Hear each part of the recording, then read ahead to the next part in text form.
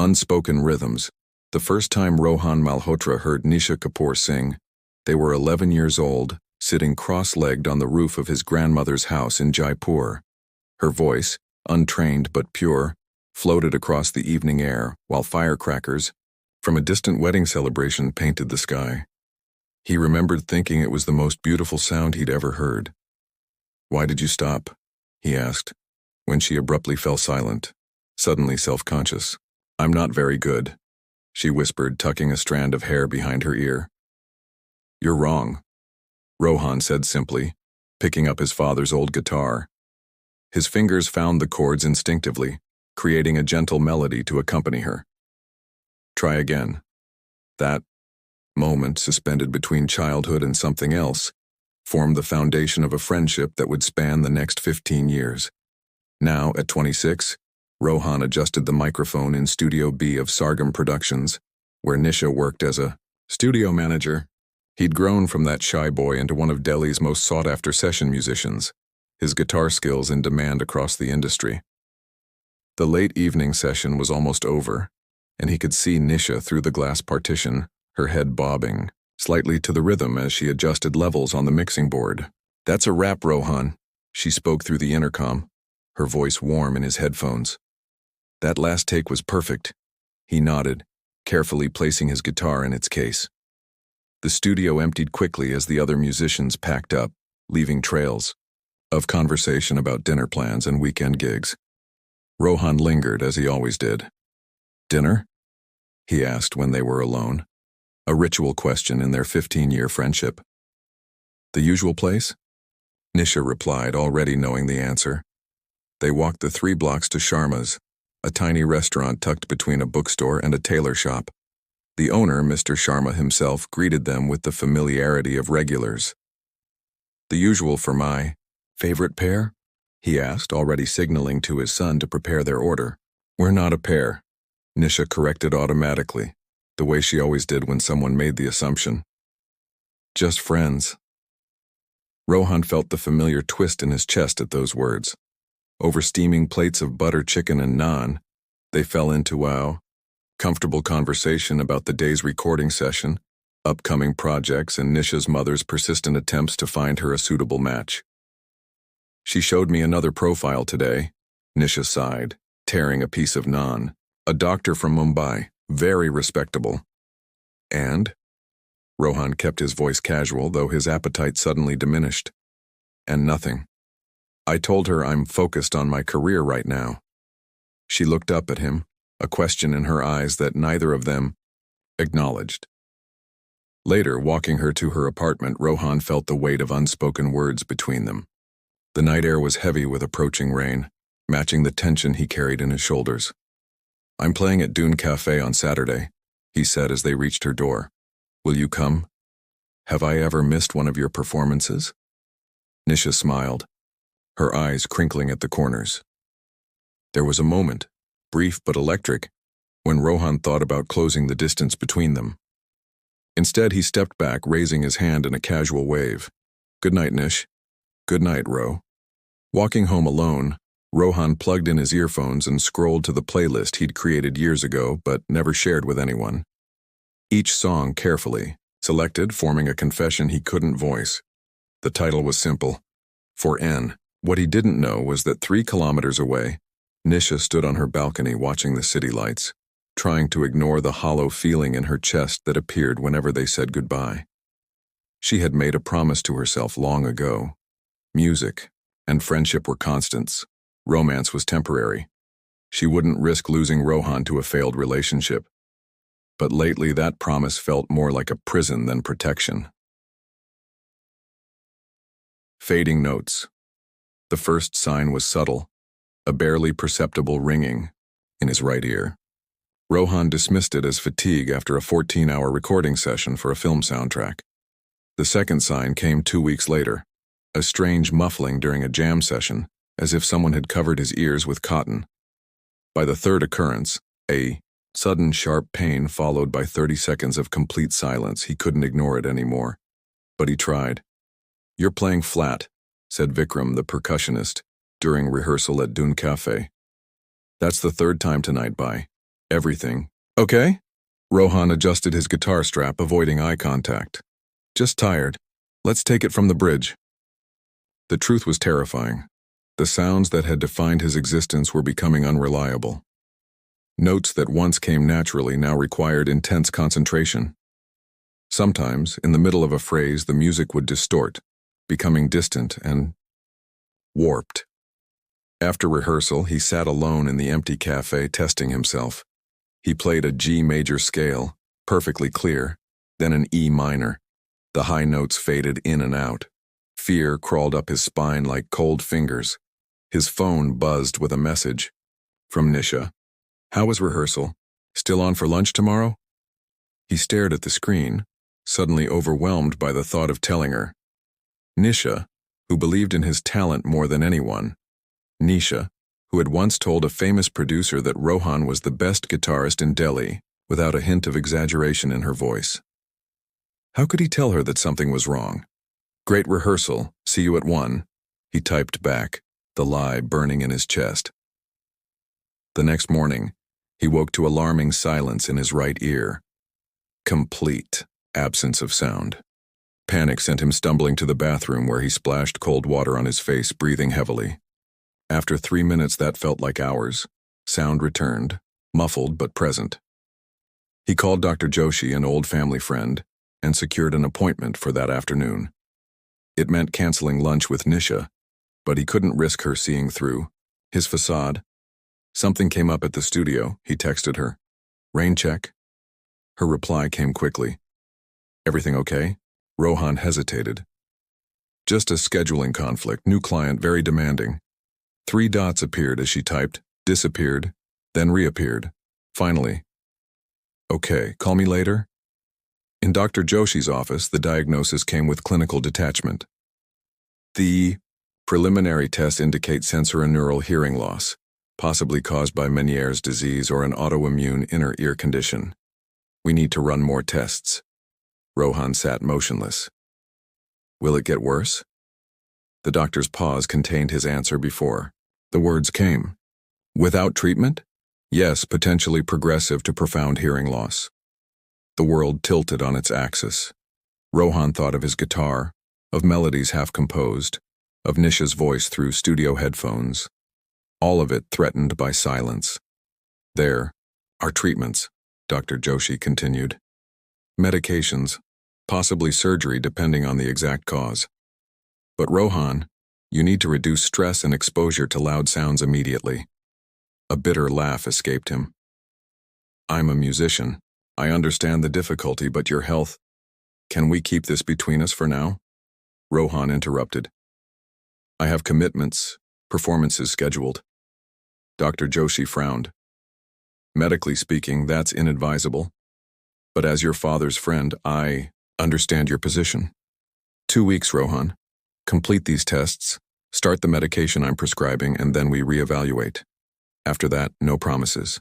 That evening, Rohan sat in his apartment surrounded by his instruments. The guitar his father gave him when he was 10, the synthesizer he saved for months to buy, the vintage tabla set from his grandfather. Each represented a different chapter of his life, and all now felt like artifacts of a future slipping away. His phone rang. Nisha's smiling face lit up the screen.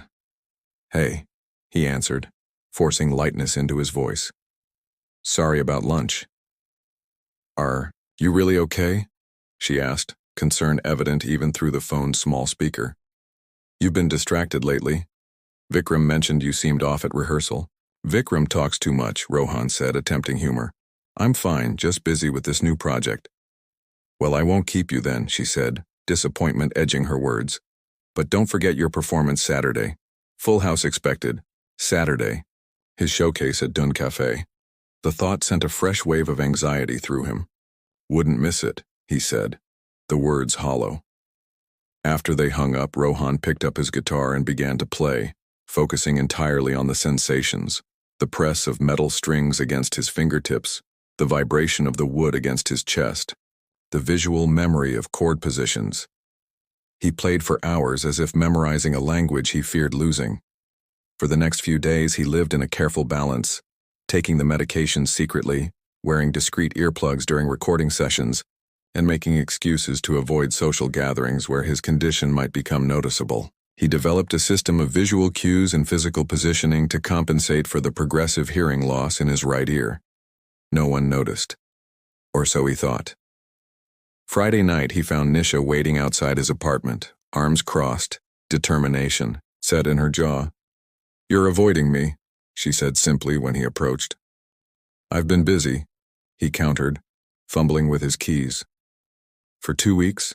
Since when do we go 2 weeks without a proper conversation?" She followed him inside. "Rohan, what's going on? And don't say nothing, because I know you better than that." For a moment, looking at her standing in his living room, the person who had been the constant in his life for 15 years, Rohan almost told her everything, but the fear of seeing pity replace respect in her eyes stopped him. "Pre-performance jitters," he said instead. "Tomorrow's important. Several labels. We'll be there." She studied his face, clearly unsatisfied with his answer. "Since when do you get nervous about performing?" "People change," he said, more sharply than intended. Hurt flashed across her face. "Apparently they do." She moved toward the door, then paused. "Whatever's going on, I'm here. I always have been." After she left, Rohan sat at his keyboard with headphones on, playing with his eyes closed, trying to commit every note to memory. Tomorrow's performance loomed like a sentence. He knew he should cancel, that pushing forward was risking public failure. But music was his identity. Without it, who was he? And what would he be to Nisha if not the musician she had always believed in? The symphony stops. The Dune Cafe buzzed with anticipation. Every table was filled, the narrow aisles between them crowded with additional chairs brought in for the sold-out performance. Fairy lights twinkled across the ceiling, casting a warm glow over the small stage where Rohan's guitar waited, gleaming under the spotlight. In the green room, really just a converted storage space, Rohan pressed his palms against his eyes. The tinnitus had intensified throughout the day, a high-pitched whine that ebbed and flowed unpredictably. The medication Dr. Joshi prescribed seemed to be having minimal effect. 10 minutes, called Pranav, the cafe owner, poking his head through the door. "Packed house tonight. Some guy from Universal Music is here." Rohan nodded, forcing a smile. Under normal circumstances, this would be the opportunity he'd been working toward for years. Tonight, it felt like an insurmountable challenge. A soft knock preceded Nisha's entrance. She looked beautiful in a deep blue kurta, her hair loose, around her shoulders instead of in its usual practical bun. "I brought you this," she said, holding out a small brass pendant on a leather cord. "It belonged to my grandfather. He was a flautist in Varanasi. He said it helped him connect to the music." Rohan took it, throat tight with emotion. "Nisha, Don't," she interrupted gently. "Whatever's been going on with you lately, just leave it here. For the next hour, just be the Rohan I've always known. If only it were that simple."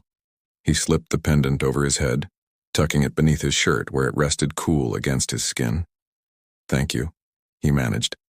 She squeezed his hand briefly, then stepped back. "I'll be at the usual table."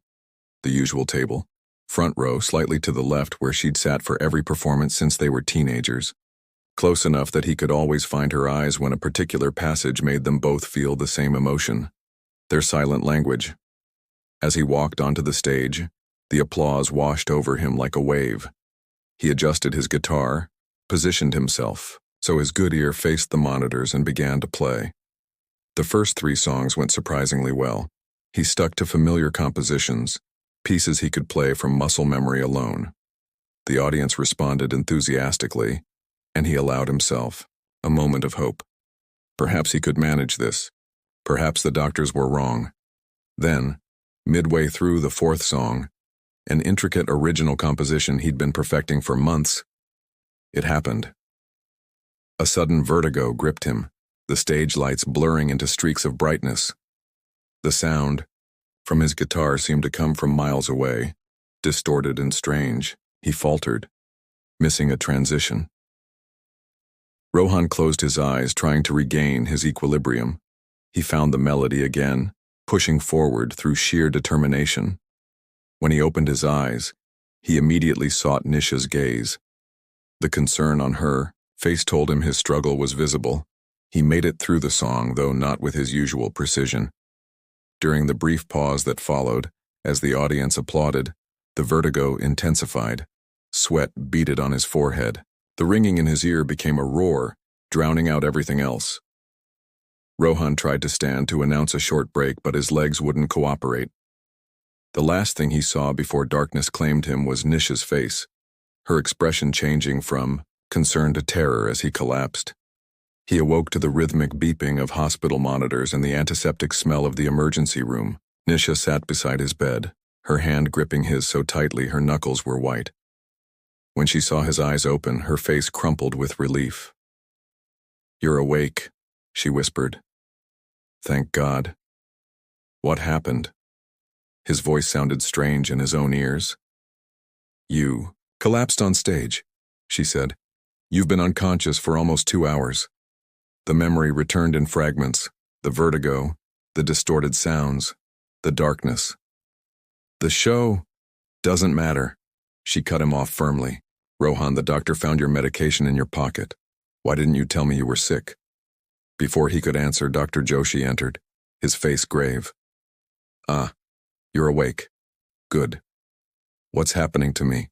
Rohan asked, though part of him already knew.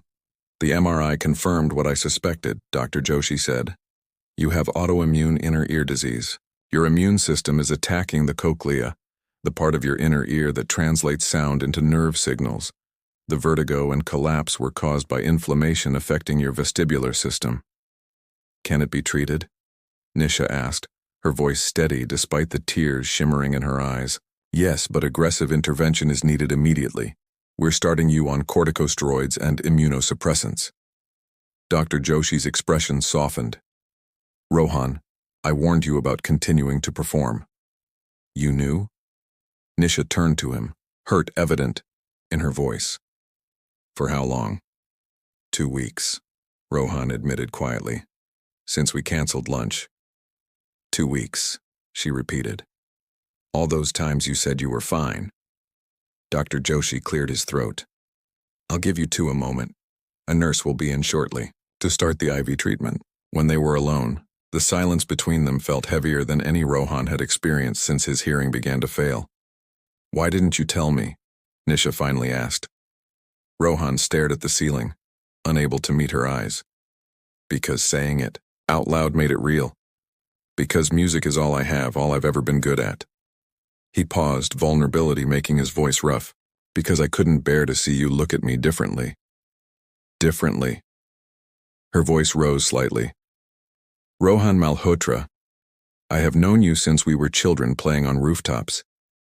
Do you really think I care about you because you can play guitar? It's who I am," he said simply. "No," she countered fiercely. "It's what you do. Who you are is the boy who sat with me all night when my father died, the friend who helped me apply to colleges even though it meant we'd be separated, the man who brings me chai exactly how I like it without asking." Her voice broke. "That's who you are to me." A nurse entered with an IV stand, interrupting the moment.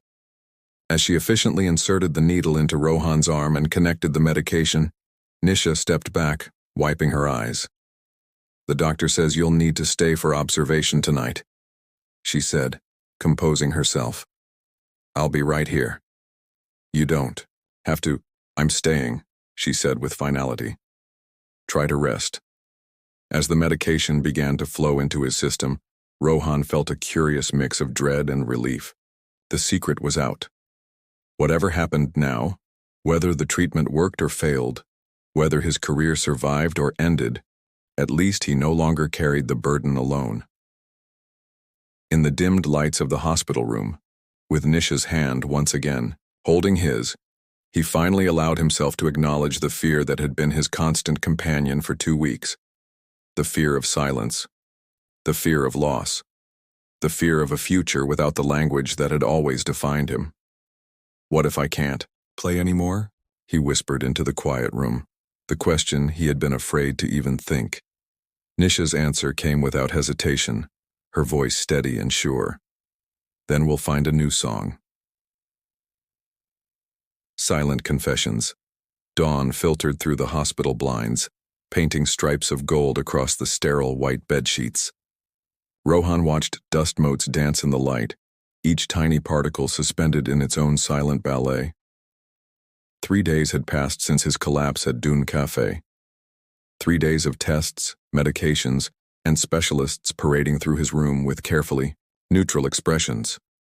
Nisha had barely left his side, stepping out only for coffee or when the doctors needed privacy for examinations. She'd converted the vinyl visitor's chair into a makeshift bed, her jacket rolled up as a pillow. Despite his protests, she'd canceled meetings and delegated her work at the studio, insisting that Sargam Productions could survive without her for a few days. "Any change?" she asked now, noticing he was awake. Her hair was pulled back in a messy ponytail, dark circles shadowing her eyes.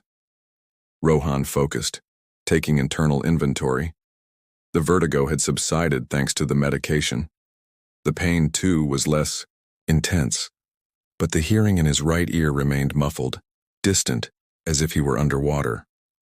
"Some," he answered, not entirely truthfully. "Better than yesterday." Dr. Agarwal, the otolaryngology specialist who had taken over his case, had been cautiously optimistic during yesterday's consultation. The aggressive treatment was reducing inflammation, but the damage already done might be permanent. "Partial, hearing loss in the affected ear is likely," she had said, her voice gentle but clinical. "We won't know the full extent until the inflammation completely subsides." A nurse entered with morning medications, checking Rohan's vitals with practiced efficiency. "Dr. Agarwal will be by in about an hour for rounds," she informed them, adjusting the IV drip. "Try to eat something before then." After she left, Nisha opened the small container of idli and sambar she'd brought from the South Indian restaurant across from the hospital. "Your favorite," she said, placing it on the adjustable tray. The familiar aroma should have been enticing, but Rohan had little appetite. Still, he took a few bites to please her, watching as she scrolled through messages on her phone. "Pranavo. From the cafe sent flowers," she reported. "They're at the nurse's station, and Vikram's been texting hourly for updates." "What about the label executives? The ones who were at the show?" Nisha hesitated. "Don't worry about that now." "Nisha," she sighed. "The universal guy left his card with Pranav, said to call when you're better. No pressure." But there was pressure. Invisible, relentless pressure. The music industry waited for no one. Opportunities were fleeting, and momentum once lost was difficult to regain. Rohan had spent years building his reputation, and now— "I've been thinking," Nisha said, interrupting his spiraling thoughts, "about what Dr. Agarwal said regarding studio work. That I should consider alternative career paths within music?" The bitterness in his voice surprised even him. "That you might need to adapt," she corrected gently. "Rohan, you're more than just a performer. You're a brilliant composer and arranger. Those skills don't disappear because of hearing changes." "Easy for you to say," he muttered, immediately regretting the words when hurt flashed across her face. "Yes, it is easy for me to say," she replied quietly, "because I've watched you create music since we were children. I know what you're capable of, even if you've forgotten." The conversation was mercifully interrupted by a text message that made Nisha frown. "The mixing engineer has questions about the film soundtrack. I need to make a call." She stood, squeezing his hand briefly. "I'll be right back." Alone, Rohan closed his eyes, trying to quiet his mind. The soundtrack she mentioned had been his biggest commission to date, a period drama requiring complex arrangements of classical and contemporary elements. He'd completed most of the recording before his symptoms began, but the final mixing sessions were scheduled for next week. Sessions he now might not be able to attend, let alone supervise with his compromised hearing. A soft knock preceded Dr. Agarwal's entrance. The specialist was younger than Dr. Joshi, with a direct manner that Rohan appreciated. She reviewed his chart, conducted a brief examination, then sat on the edge of the bed. "The treatment is working," she said without preamble. "The inflammation is reducing faster than I expected, which is excellent news. And my hearing? There's definite improvement in the test results, though I suspect you're still experiencing significant deficits in the right ear, correct?" He nodded. "That may improve further as we continue treatment, but I want to be realistic with you, Rohan. Some damage appears permanent. You're likely looking at 40–60% hearing capacity in that ear, even after full recovery." The pronouncement, though expected, hit like a physical blow. Dr. Agarwal continued speaking, discussing hearing aids, adaptive technologies, and rehabilitation strategies, but her words seemed to come from a great distance. "I understand this is difficult news," she said, noticing his expression. "Especially given your profession, but many musicians adapt to hearing changes. Some of the greatest composers in history worked with significant hearing impairments." "I'm not Beethoven," Rohan said flatly. "No, you're Rohan Malhotra," she replied, "and you get to decide what that means now." After she left, Rohan turned toward the window, watching clouds drift across the pale blue sky. The future he had imagined for himself, touring, recording, performing on larger and larger stages, seemed to dissolve before his eyes, replaced by a void of uncertainty. When Nisha returned, she found him this way, lost in thought. She didn't speak, just pulled her chair closer to the bed and sat, her presence a silent anchor in the storm of his thoughts. "I don't know who I am without this," he finally said, voice barely above a whisper. "Without what? Your hearing? Your career? Both. Either." He turned to face her. "Music has been my identity since I was 10 years old.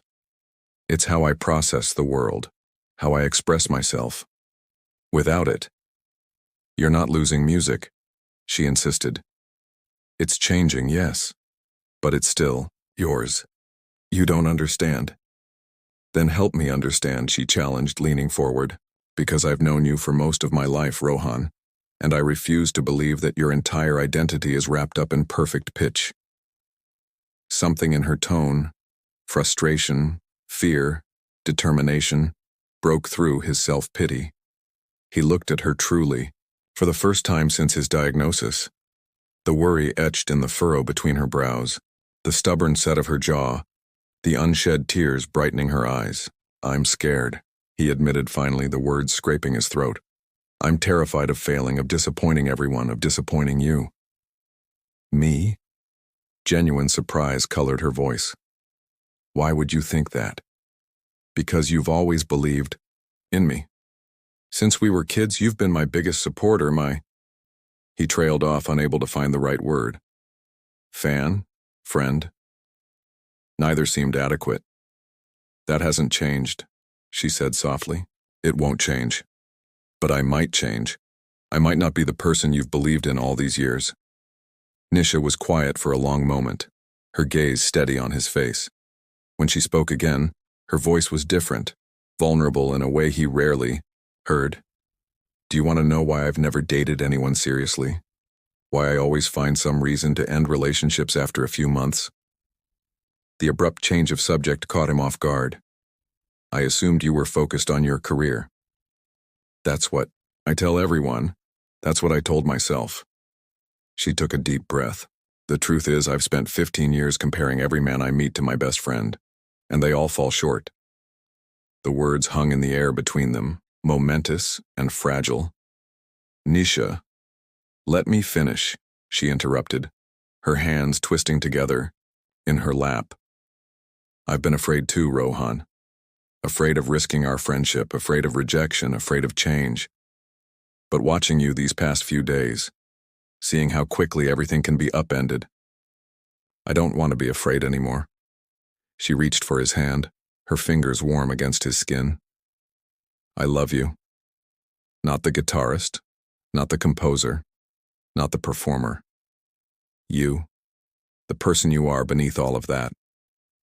The confession hung between them, raw and honest, and terrifying in its simplicity. "Say something," she whispered when the silence stretched too long. Rohan felt as though he were standing on the edge of a cliff, the ground both solid and precarious beneath his feet. For years, he had carefully constructed walls around his feelings. For Nisha, convinced that friendship was safer, that risking more would inevitably lead to loss. Now, in this sterile hospital room with his future unraveling, those walls seemed as fragile as paper. "I've loved you since we were 16, he said finally, the truth spilling out after years of containment. "Maybe longer. I just never thought that I could feel the same." A small smile touched her lips. "For someone so perceptive about music, you can be remarkably tone-deaf about other things." The unexpected joke startled a laugh from him, the first genuine laugh since his collapse, and something tight in his chest began to loosen. "I'm still afraid," he admitted, "of what comes next, of who I'll be."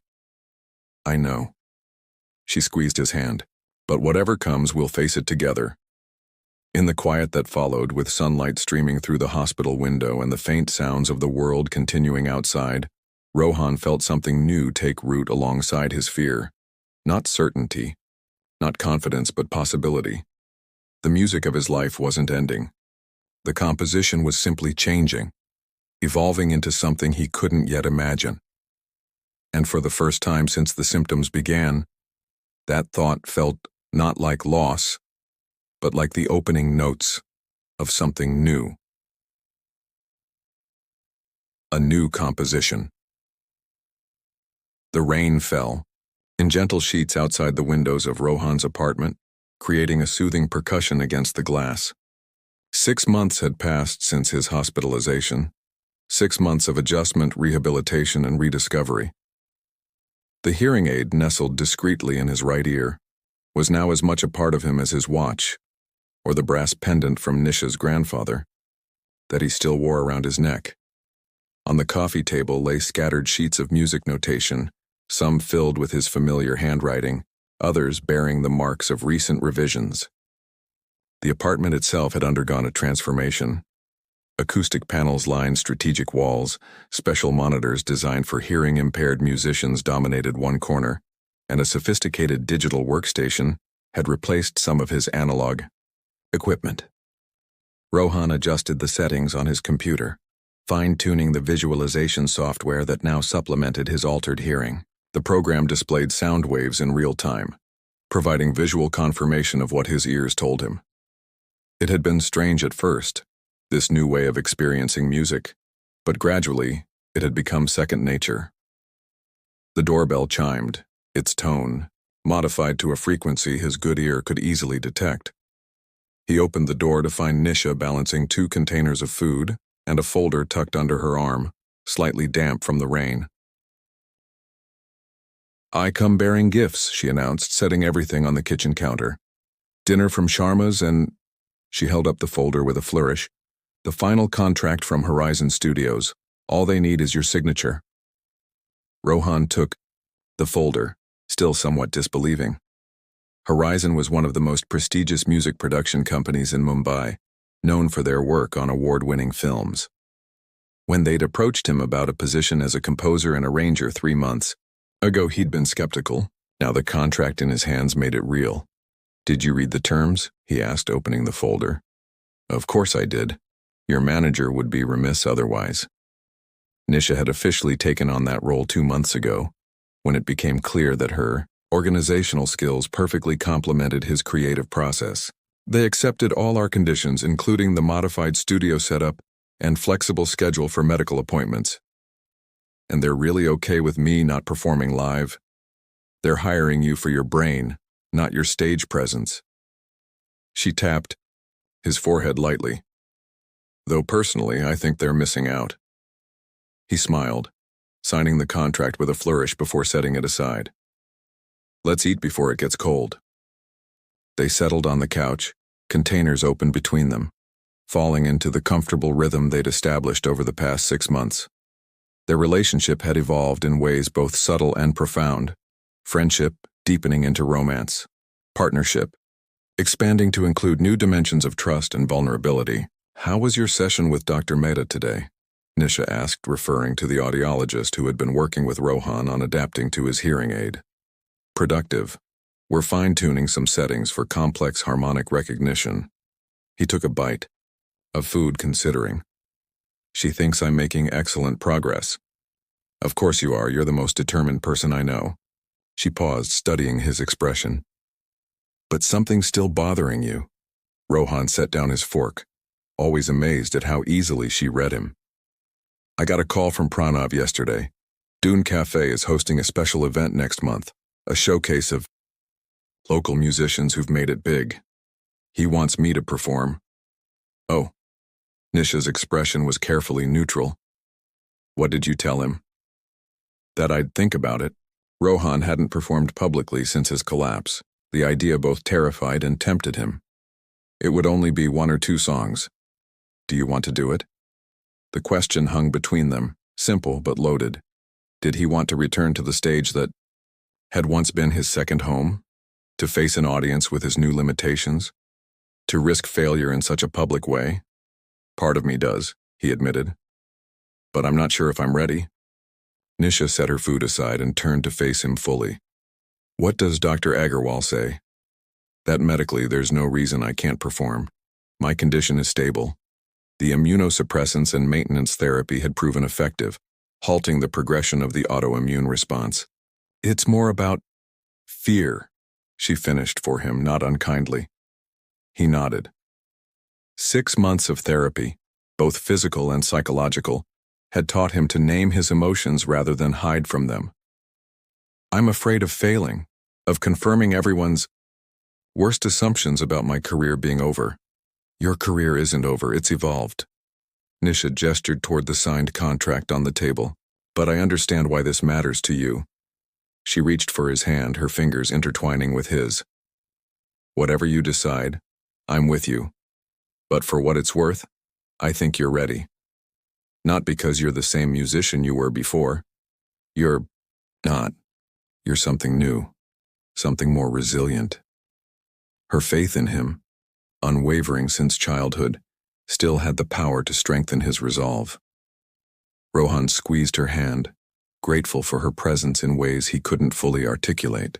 Maybe a small comeback wouldn't be the worst thing, he conceded, but I'd need to prepare differently, choose the right piece. What about that new composition you've been working on? The one that incorporates your experience? She was referring to a piece he'd started during his recovery. A complex, layered composition that deliberately incorporated elements that were challenging for him to hear, alongside passages that played to his strengths. It was deeply personal, almost painfully.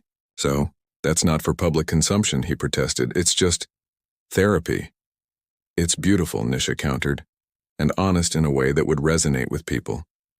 Before he could argue further, his phone buzzed with a message. It was from Vikram, the percussionist who had been his faithful collaborator for years.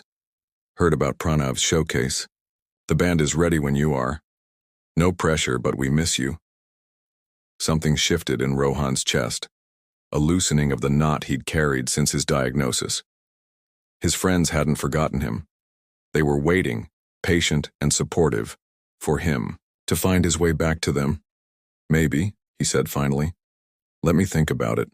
2 weeks later, Rohan stood in the practice room of Sargam Productions after hours, his guitar in hand, facing Vikram and 2 other longtime collaborators, Tanvi on keyboard and Deepak on bass. They had been rehearsing for 3 hours, working through the intricate arrangement of his new composition, Thresholds. From the bridge again, Rohan directed, adjusting his hearing aid. Tanvi, can you bring the left-hand melody up a bit? I'm losing it under the guitar line. She nodded, making the adjustment. The visual monitor beside him confirmed what his altered hearing perceived. The balance was better now, the interplay between instruments more distinct. They played through the section again, the music flowing between them with increasing confidence. When they reached the end, there was a moment of collective silence, then Vikram grinned. That's it. That's the sound. Deepak nodded in agreement. It's different from your old stuff, but in a good way. More I don't know. Layered? Vulnerable, Tanvi suggested quietly. Like you're inviting the listener into something personal. Rohan felt a curious mixture of pride and apprehension. The piece was indeed vulnerable, a musical representation of his journey from denial to acceptance, from fear to possibility. Playing it for others, even these trusted friends, felt like removing a protective layer from his skin. One more time. From the top, he said, pushing past the discomfort. Let's make sure it's solid. As they played through the full composition, Rohan allowed himself to be fully present in the music, not just analyzing it clinically through his adapted hearing, but feeling it, in the vibrations of his guitar, in the visual patterns on the monitor, in the expressions of his fellow musicians. It was different from before, requiring more concentration, more intentionality, but no less meaningful. When they finished, Tanvi checked her watch. We should pack up. Nisha will be back soon, and doesn't she have plans for you tonight? Rohan had almost forgotten. Right, our 6-month anniversary. She's being very mysterious about it. 6 months, Vikram teased as they began packing up their instruments. Who would have thought the famous Rohan Malhotra would finally settle down? Technically, we've been together for 16 years, Rohan corrected with a smile. We just didn't admit it for the first 15 and a half. As predicted, Nisha arrived just as they were finishing, greeting the others warmly before pulling Rohan aside. How did it go? She asked. Good. Really good, actually. He secured his guitar in its case. I think we're ready for the showcase. Her face lit up. Really? You're going to do it? One song. Thresholds. If it goes well. He shrugged, leaving the rest unsaid. One step at a time, that had become his mantra these past months. It will go well, she said with certainty. Now we need to go. I have something to show you. Intrigued, Rohan followed her to her car. The rain had stopped, leaving the evening air fresh and clean. They drove through the city in comfortable silence, Nisha occasionally glancing at him, with a secretive smile. Eventually, they pulled up in front of a nondescript building in a quiet neighborhood. What is this place? Rohan asked, as she led him inside and up a flight of stairs. Patience, she advised, unlocking a door on the second floor. They stepped into a spacious, empty apartment with large windows and wooden floors that gleamed in the evening light. It smelled of fresh paint and possibility. Welcome to our potential new home, Nisha announced, watching his face carefully. And studio. Rohan turned to her in surprise. Our home? If you want it to be. She gestured around the space. The main area here would be living space, but that room in the back, she pointed to a separate section, has already been treated for acoustics by the previous owner. It was a voiceover artist's home studio. With some modifications, it could be perfect for your work. He walked through the apartment slowly, taking in the details. The location was ideal, close to both Sargam Productions and his new position at Horizon Studios. The space was open, airy, with enough room for both of their lives to intertwine comfortably. You've been planning this, he realized. Researching, she corrected. I wanted to wait until you signed the Horizon contract. Until you were ready for the next step, and you think I am? She approached him, resting her hands lightly on his chest. I think you've spent the last 6 months rebuilding yourself, finding new ways to create and connect with music. I think you're standing on solid ground now.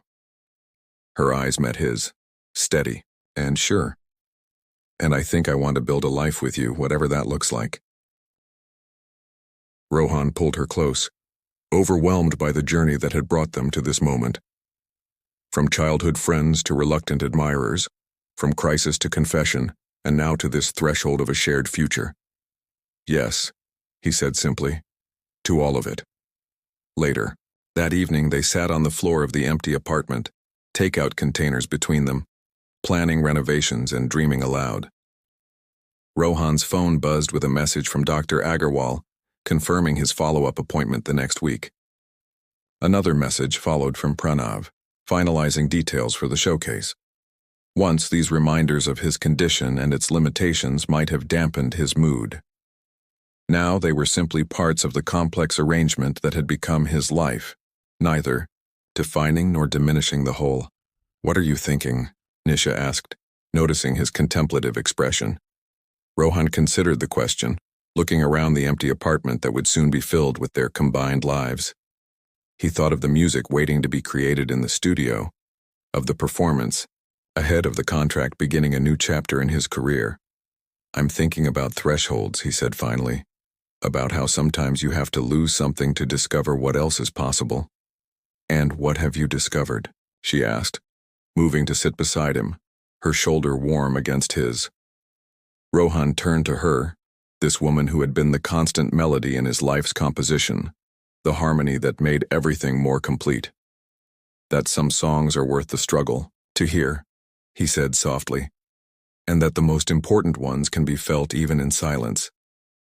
Outside, the city continued its urban symphony, car horns and distant music, voices and footsteps, the ambient noise of millions of lives unfolding simultaneously. Inside, in the quiet space between them, a different kind of music played, one built of shared history and newfound vulnerability, of losses weathered and possibilities embraced. It was not the future Rohan had once imagined for himself. It was, in many ways, more complex, more challenging, and infinitely more precious for having almost been lost. A new composition, still being written, note by note, day by day, with all the patience and passion that true creation requires, and, as Nisha leaned against him, her presence both familiar and constantly surprising, Rohan found himself looking forward to every measure yet to come.